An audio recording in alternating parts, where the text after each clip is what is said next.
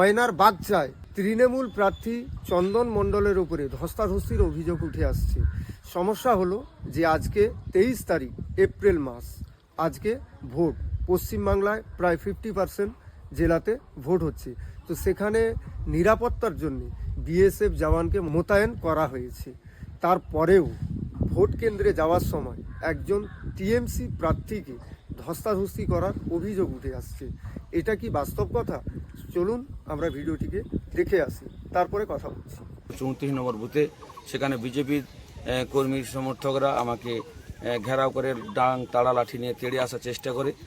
যেভাবে নির্বাচন কমিশনার বলেছিল যে মানুষের নিরাপত্তা, মানুষকে স্বতঃস্ফূর্তভাবে ভোট দেওয়ার জন্য বিজেপি এখন ক্ষমতায় আসেনি, তারা যেভাবে দাপাদাপি করছে বাগচা গ্রাম পঞ্চায়েত এরিয়া, মানুষকে ভোট দিতে বাধা দিচ্ছে। একজন শাসক দলের প্রার্থী। তো ভিডিওটিতে আপনারা দেখলেন যে সরাসরি অভিযোগ করা হচ্ছে, যিনি টিএমসি প্রার্থী চন্দন মণ্ডলের মুখ থেকে আপনারা কিছু কথা শুনলেন। তো এইভাবে বহু এমন জায়গা আছে পশ্চিমবাংলায়, সেখানে কিন্তু গণ্ডগোল হচ্ছে।